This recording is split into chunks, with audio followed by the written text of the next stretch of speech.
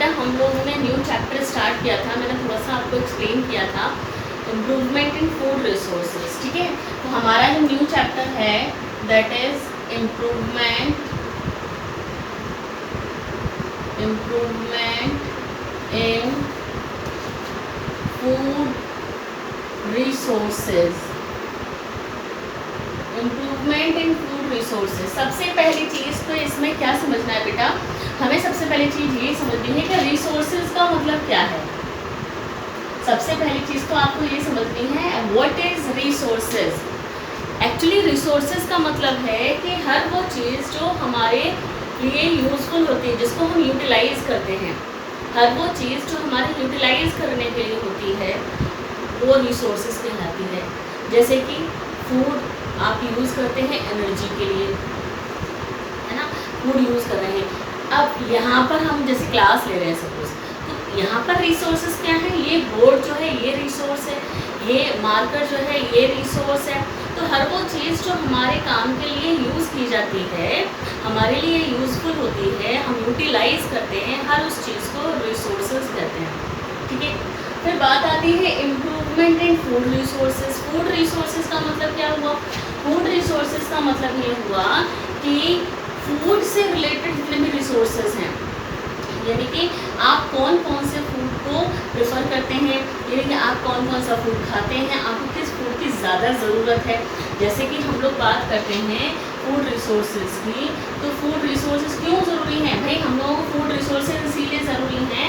अच्छा, पहली चीज़ तो ये फूड रिसोर्सेज होते क्या हैं, फूड रिसोर्सेज होते क्या हैं, फूड रिसोर्सेज वो होते हैं जो हमें एनर्जी प्रोवाइड करें। फूड से हमें क्या मिलती है, एनर्जी मिलती है। तो फूड रिसोर्सेज क्या होते हैं, फूड रिसोर्सेज कार्बोहाइड्रेट्स होते हैं। फूड रिसोर्सेज क्या होते हैं बेटा, कार्बोहाइड्रेट्स होते हैं। फूड रिसोर्स है, ये क्या है, ये फूड रिसोर्स है। Carbohydrates, proteins, fats, vitamins and minerals. Okay, so these are the food resources. ये क्या है बेटा, फूड रिसोर्सेज हैं, कार्बोहाइड्रेट, प्रोटीन और फैट, विटामिन, मिनरल, ये सब फूड रिसोर्सेज हैं। हमें इन सारे फूड रिसोर्सेज की ज़रूरत है, हम इन सारे फूड रिसोर्सेज को यूज़ कर रहे हैं, तो ये सारे फूड रिसोर्सेज हो गए। बात ये आती है कि ये फूड रिसोर्सेज हमें क्या चीज़ प्रोवाइड कर रहे हैं, हम इनसे किस तरीके का यूज़ ले रहे हैं, क्यों हमें इसकी ज़रूरत है, why we use these resources, what is the use of these resources, क्या इनका यूज़ है। बेटा कार्बोहाइड्रेट, फैट और प्रोटीन से तो हमें क्या मिलती है, एनर्जी। कार्बोहाइड्रेट, फैट और प्रोटीन से हमें क्या मिलती है बेटा, एनर्जी मिलती है। हमें हर काम करने के लिए एनर्जी की ज़रूरत होती है, हर काम करने के लिए, पढ़ने के लिए, लिखने के लिए, खेलने के लिए, कूदने के लिए, हर काम करने के लिए हमें एनर्जी की ज़रूरत होती है। तो हमें सबसे ज़्यादा एनर्जी किससे मिलती है बेटा, कार्बोहाइड्रेट। तो कार्बोहाइड्रेट, फैट और प्रोटीन, कार्बोहाइड्रेट, प्रोटीन और फैट, इन तीनों से क्या मिलती है, एनर्जी मिलती है। तो ये एनर्जी रिसोर्स हैं, क्या है ये, एनर्जी रिसोर्सेज हैं। अब बात आती है विटामिन्स की, विटामिन्स एंड मिनरल्स की। विटामिन्स और मिनरल्स एनर्जी नहीं देते हमें, विटामिन्स और मिनरल्स जो हैं हमें एनर्जी प्रोवाइड नहीं करते हैं, लेकिन अगर बॉडी में इनकी भी कमी हो जाती है तो इनकी कमी से बॉडी में बहुत सारी डिजीज़ेज हो जाती हैं। तो ये हमारी बॉडी के लिए ये भी बहुत ज़्यादा ज़रूरी है, क्योंकि विटामिन्स आपने पढ़ा होगा कि विटामिन्स जो होते हैं वो vitamin A, vitamin B, vitamin C, vitamin D, है ना, विटामिन ए, ये सब होते हैं। तो विटामिन ए की अगर कमी हो जाएगी तो विटामिन ए की कमी हो जाएगी तो नाइट ब्लाइंडनेस हो जाएगा, रात में दिखाई देना बंद हो जाएगा विटामिन ए के लिए। तो विटामिन ए के रिसोर्सेज, गाजर खाइए, मूली खाइए, हरी पत्तेदार सब्जियां खाइए, तो ये सारे रिसोर्सेज हैं विटामिन के। विटामिन बी की कमी होगी तो वेरी वेरी डिजीज, तो हम ये सब पढ़ेंगे कि विटामिन सी की कमी, तो इनकी भी कमी बॉडी के अंदर नहीं होनी है। हालांकि ये हमें एनर्जी प्रोवाइड नहीं कर रहे हैं, लेकिन अगर इनकी भी कमी बॉडी के अंदर हो गई तो इससे क्या है, हमारी बॉडी में कोई ना कोई डिजीज़ हो जाएगी। सेम ऐसे देखिए, विटामिन्स जो है ना दो चीज़ों से मिलकर बना है, vital amines, vital amines, vitals का मतलब होता है बहुत ही ज़रूरी, एमीन्स। तो वाइटल एमीन्स नहीं, वाइटामिन्स, ठीक है। तो वाइटामिन्स जो होते हैं ये बहुत कम क्वांटिटी में चाहिए होते हैं, लेकिन अगर इनकी भी हमारी बॉडी के अंदर डेफिशिएंसी हो जाएगी, यानी कि हमारी बॉडी के अंदर अगर इनकी भी कमी हो जाएगी तो कोई ना कोई डेफिशिएंसी डिसऑर्डर आएगा। सेम ऐसा ही मिनरल्स जो होते हैं, मिनरल्स में हमारी बॉडी में बहुत ज़रूरी हैं, और फ्रूट्स वेजिटेबल्स ऐसे ही मिनरल्स हमें मिलते हैं। चलिए, तो ये बात हमने की कि हम इनका यूज़ किस किस तरीके से करते हैं। अब बात यहाँ आती है कि अगर ये तीनों हमें एनर्जी प्रोवाइड कर रहे हैं तो सबसे ज़्यादा एनर्जी हमें कार्बोहाइड्रेट से मिलती है, उससे कम एनर्जी हमें कार्बोहाइड्रेट से कम एनर्जी हमें प्रोटीन से मिलती है। फिर तीसरा नंबर आता है फैट का, यानी अगर हम लोग कार्बोहाइड्रेट खाते हैं तो हमें बहुत ज़्यादा एनर्जी मिलेगी, ठीक है। और कार्बोहाइड्रेट नहीं है अगर हमारी बॉडी के अंदर तो प्रोटीन से उससे कम एनर्जी मिलेगी। फैट का तो तीसरा नंबर, जब हमारी बॉडी में कुछ भी नहीं होता तो फैट जो है वो जो हमारी बॉडी के अंदर इकट्ठा हो जाता है, फैट जो है हमारी बॉडी के अंदर इकट्ठा हो जाता है। तो अगर हमारी बॉडी के अंदर कार्बोहाइड्रेट नहीं है, प्रोटीन नहीं है, तो हमें एनर्जी कहाँ से मिल रही है? हमारे फैट से मिल रही है। जो हमारा फैट है अब एनर्जी उससे बनना शुरू होती है, ठीक है। तो फैट जो है वो ज़्यादातर बॉडी में इकट्ठा हो जाता है, जिसको हम लोग मोटापा कहते हैं, फैटी सब्सटेंसेस होते हैं इनसाइड।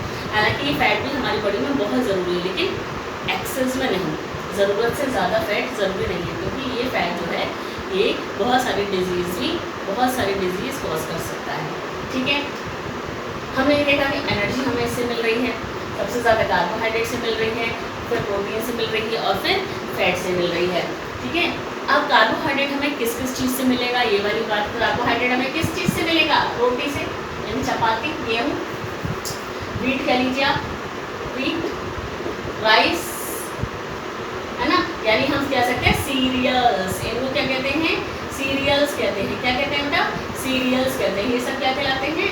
सीरियल्स कहलाते हैं। सीरियल्स यानी अनाज, गेहूँ है, चावल है, मक्का है, इन सब से हमें क्या मिलता है? कार्बोहाइड्रेट मिलता है, जो कि सबसे ज़्यादा एनर्जी देता है।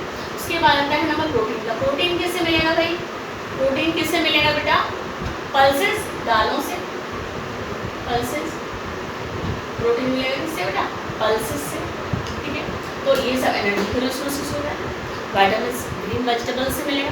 प्रोटीन के लिए तो फिश, मीट, ये सब भी लिया जा सकता है, लेकिन जो लोग वेजिटेरियन होते हैं वो लोग सिर्फ वेजिटेबल्स, फ्रूट्स पर डिपेंड करते हैं इन सारे रिसोर्सेज के लिए, ठीक है।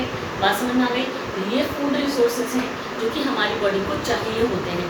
अब बात यहाँ पर यह आती है कि ये फूड रिसोर्सेज, देखिए, what is the need of food resources, ये है इसका आंसर।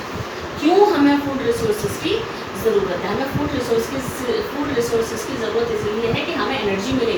हमें इन सारे फूड रिसोर्सेज की ज़रूरत इसीलिए है कि हमारी बॉडी में कोई डिसऑर्डर ना हो, डिजीज़ ना हो जाए, इनकी कमी अगर हो जाएगी। इसीलिए सभी को बैलेंस्ड डाइट लेनी चाहिए। बैलेंस्ड डाइट का मतलब क्या होता है? बैलेंस्ड डाइट का मतलब होता है कि आप जो डेली में अपना फूड खा रहे हैं उस फूड में ये सारी चीज़ें थोड़े थोड़े अमाउंट में हों। ऐसा नहीं है कि आप कार्बोहाइड्रेट खा रहे हैं तो आप कार्बोहाइड्रेट ही खा रहे हैं तो कार्बोहाइड्रेट से आपको बहुत एनर्जी मिली। नो, ये सारी चीज़ें भी आपको बहुत ज़्यादा ज़रूरी हैं। तो बैलेंस डाइट का मतलब होता है कि सारी चीज़ें, सारे न्यूट्रिएंट्स जो होते हैं वो प्रॉपर अमाउंट में हों, ठीक। बात समझ आ रही है?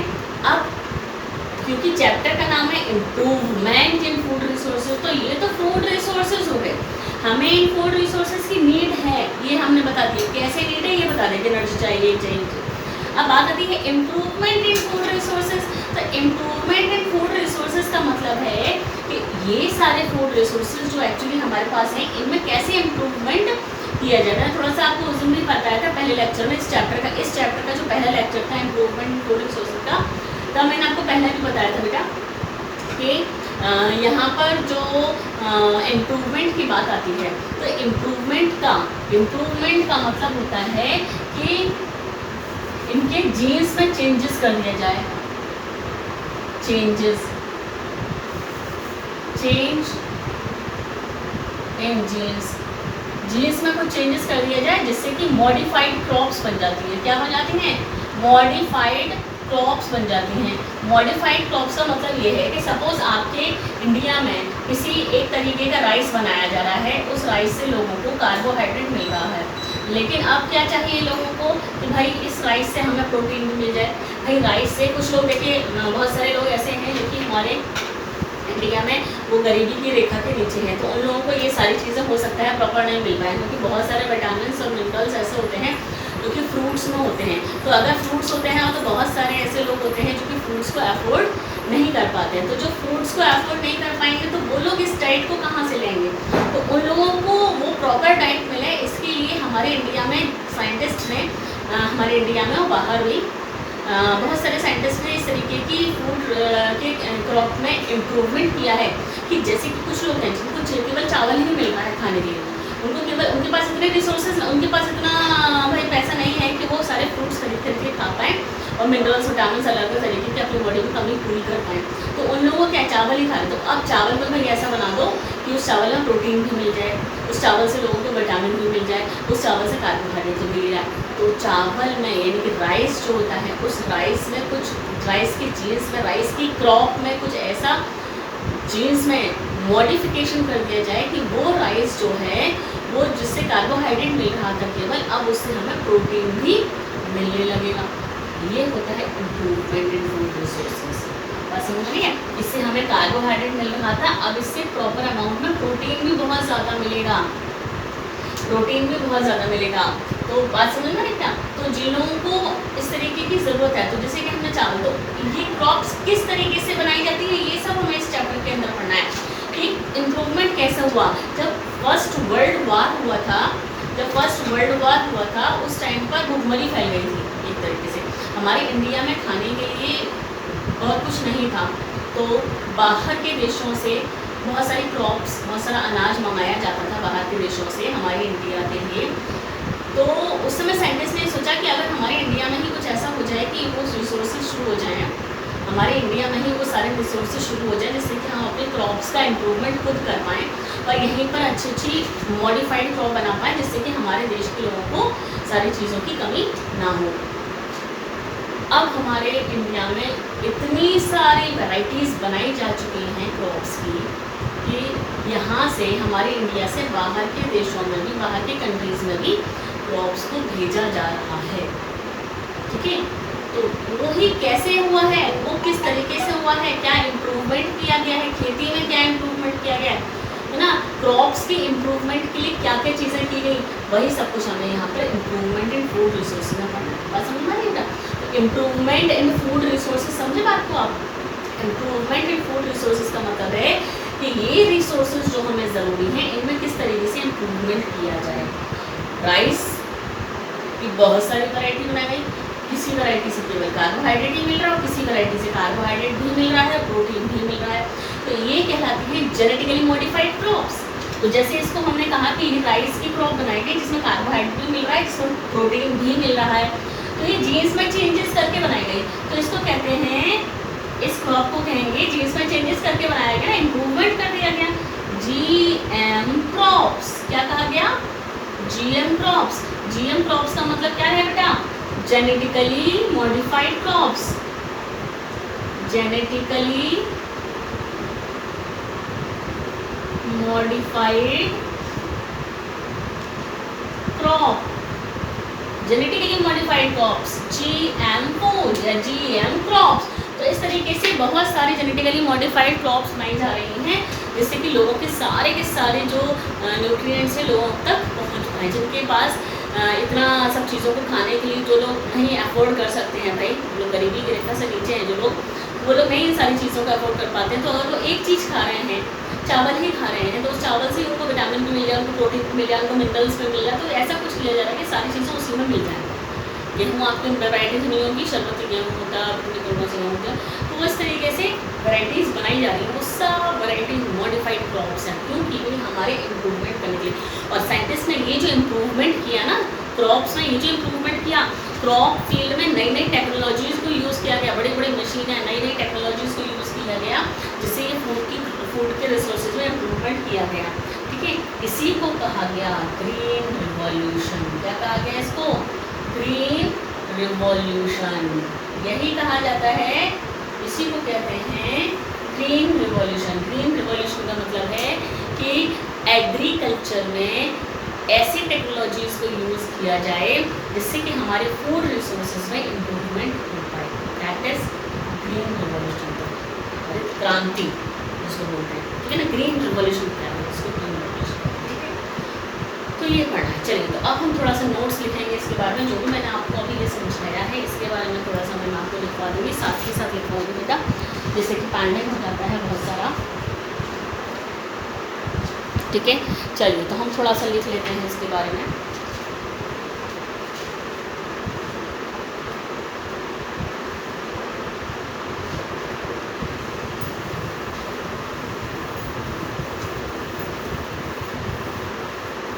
इसमें से क्वेश्चन कैसे बनते हैं वो भी मैं आपको बताती हूँ।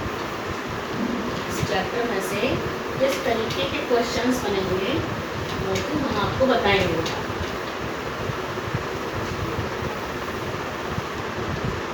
चलिए, अब इसके नोट्स लिख लेते हैं। जो भी मैंने आपको अभी समझाया है ये बहुत बड़ा टॉपिक है, ठीक है।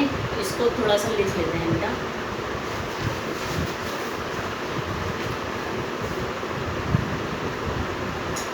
Food is an essential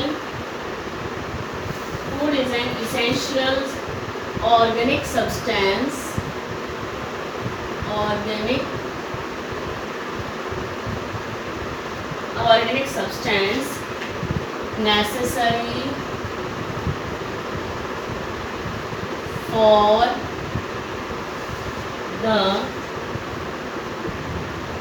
necessary for the existence of all living organisms। सभी लिविंग ऑर्गेनिज्म के एग्जिस्टेंस के लिए फूड जरूरी है। लिविंग ऑर्गेनिज्म, ठीक। चलिए,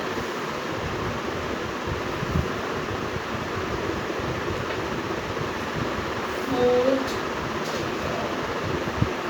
provides nutrients like carbohydrates,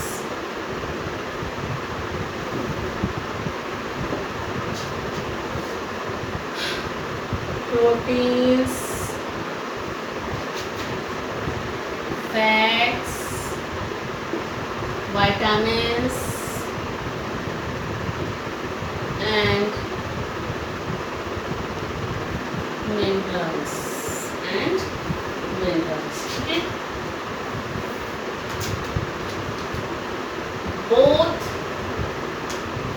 plants and animals, plant और एनिमल प्रोडक्ट भी तो हम लोग खाते हैं भाई। जो लोग नॉन वेजिटेरियन होते हैं वो, या हम लोग डेयरी प्रोडक्ट खाते हैं, मिल्क प्रोडक्ट्स खाते हैं, वो तो मिल्क प्रोडक्ट आपको किससे मिल रहा है, एनिमल से मिल रहा है। मतलब कोई भी फूड रिसोर्सेज चाहे वो एग्रीकल्चर से यानी खेती से रिलेटेड हो, या वो प्लांट से रिलेटेड हो, या वो एनिमल से रिलेटेड हो। एनिमल से भी तो आपको बहुत सारी चीज़ें मिल रही हैं बेटा। मिल्क प्रोडक्ट्स आपको काऊ बफेलो से मिल रही है, तो एनिमल प्रोडक्ट है, तो एनिमल की भी तो देख रेख करनी पड़ेगी। वो सारी चीज़ें हमें से पढ़नी है, जिसको हम लोग बोलते हैं लाइव स्टॉक। लाइव स्टॉक बोलते हैं वो एनिमल जिनको हम लोग पालते हैं, हम लोग यूज में लेते हैं, वो लाइव स्टॉक बोलते हैं। चलिए, पढ़ेंगे अभी आगे। Both plants and animals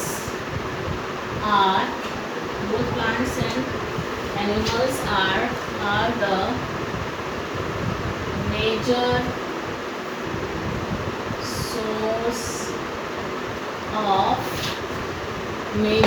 source of food। Both plants and animals are major source of food, ठीक है। ये हमने पढ़ा कि हमें फूड से क्या क्या चीज़ें मिलती है। अब हम बात करते हैं नीड फॉर इम्प्रूवमेंट। अब हम लोग बात करेंगे need for improvement in food resources in India. India में फूड रिसोर्सेज के इम्प्रूवमेंट की क्या ज़रूरत पड़ेगी, इंडिया में फूड रिसोर्सेज के इम्प्रूवमेंट की क्या ज़रूरत पड़ेगी, ठीक है। तो देख लीजिए इसको एक बार, फिर इसके बाद में दूसरा बताएंगे।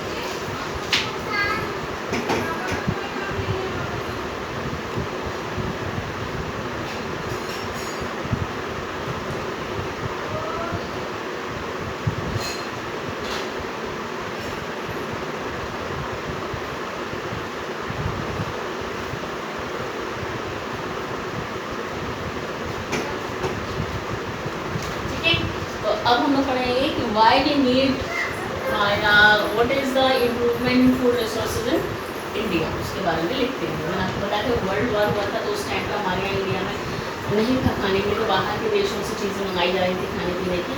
तो हमारे इंडिया के साइंटिस्ट ने सोचा कि किसी तरीके से इस तरीके से जीन्स में मॉडिफिकेशन किया जाए जैसे कि इम्प्रूव क्वालिटी बनाई जाए फूड की। तो बहुत सारे तरीके बनाए गए इम्प्रूवमेंट के लिए, जिसको ग्रीन रिवॉल्यूशन कहते हैं। ठीक, चलिए इसके बारे में लिखते हैं।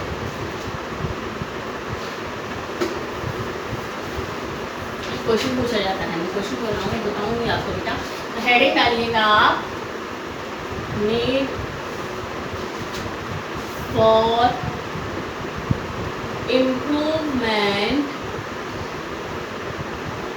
in food resources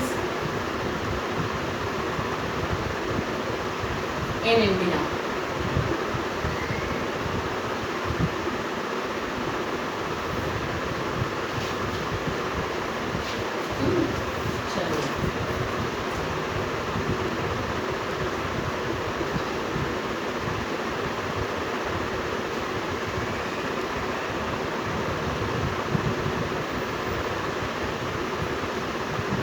green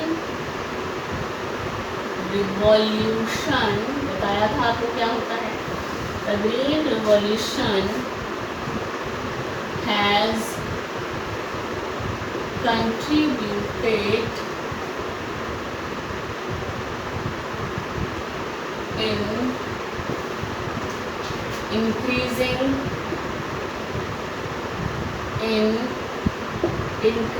the food grain production, food grain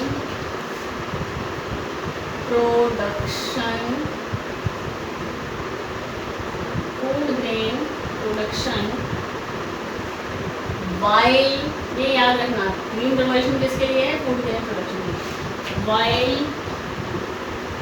the white revolution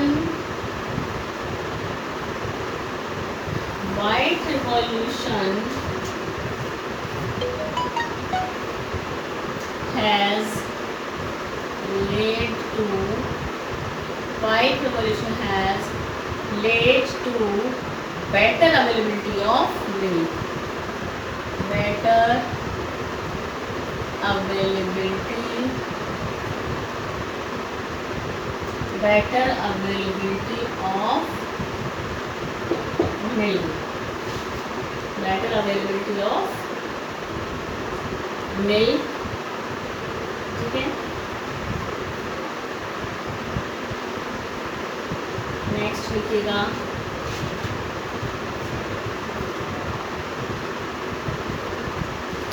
India is a populous country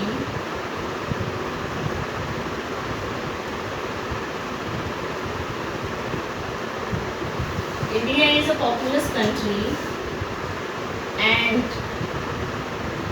the population is growing, population बढ़ती चली जा रही है तो रिसोर्सेज भी ज़्यादा चाहिए। population is growing day by day, population बढ़ती ही चली जा रही है, population required, so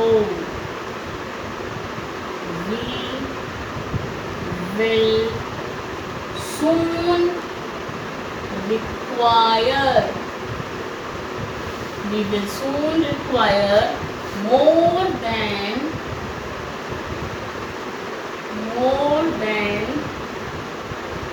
a quarter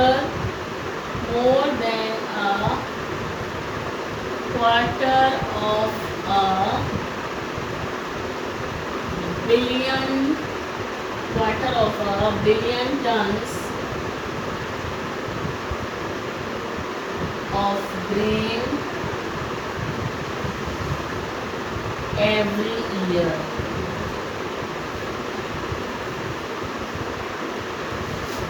ठीक है, देखिए इसको क्यों हमें नीड पड़ी।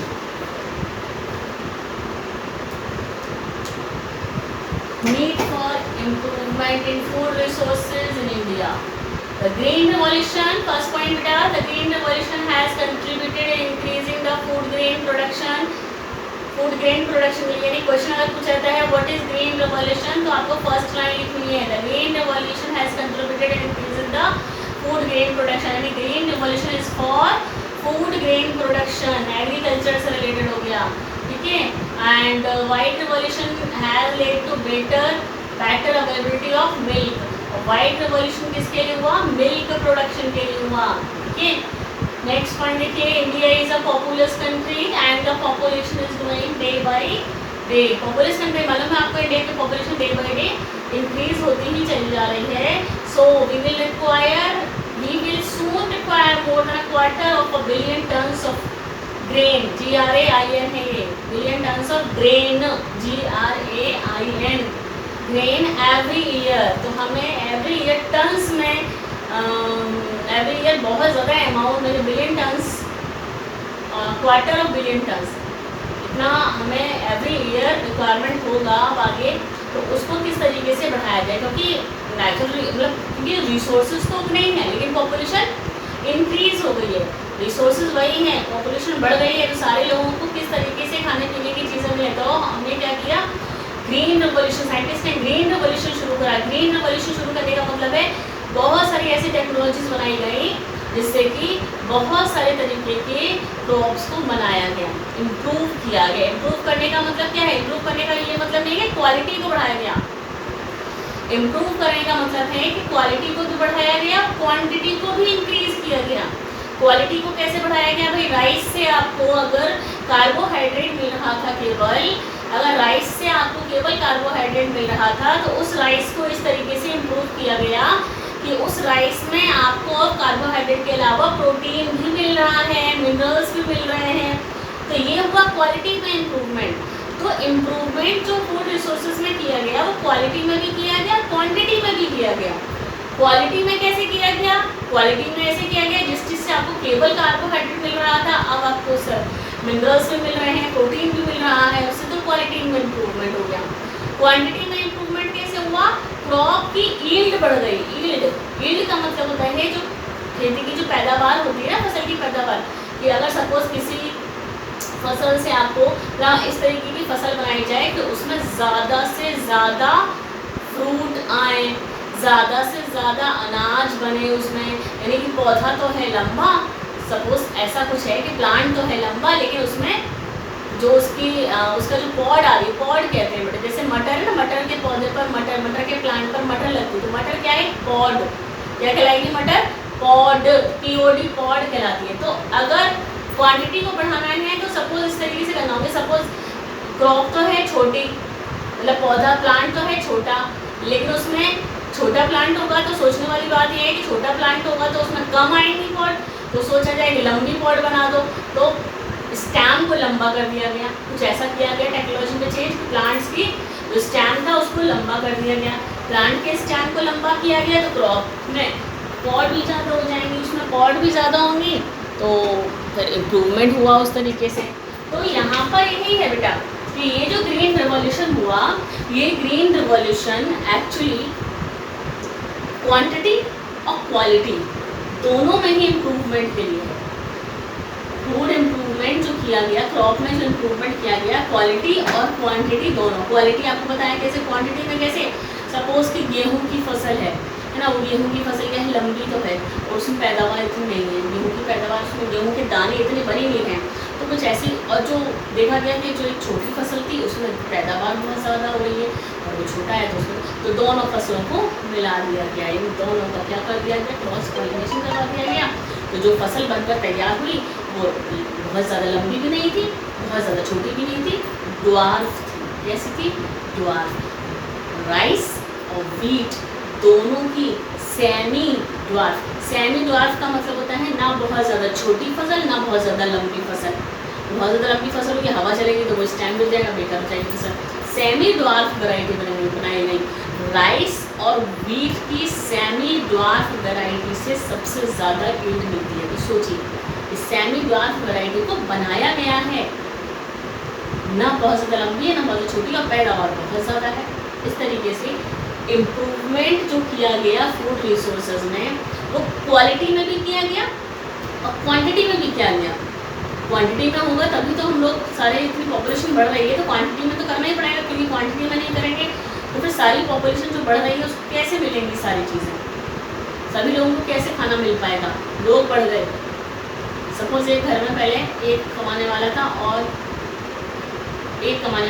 दो खाने वाले थे, लेकिन अब एक कमाने वाला है और 4 खाने वाले हो गए, तो रिसोर्सेज हो तो उस तरीके से इनकम बढ़ानी पड़ती है। सेम इसी तरीके से समझिए कि हमारी पॉपुलेशन जो बढ़ चुकी है सबको खाना मिलना चाहिए, उसके लिए इस फूड प्रोडक्शन को बढ़ाया गया, क्वालिटी वाइज भी क्वांटिटी वाइज भी। ठीक है, चलिए इसके आगे हम लोग नेक्स्ट लेक्चर में और कुछ समझेंगे किस तरीके से फूड में इम्प्रूवमेंट किया जाता है। ठीक है बेटा।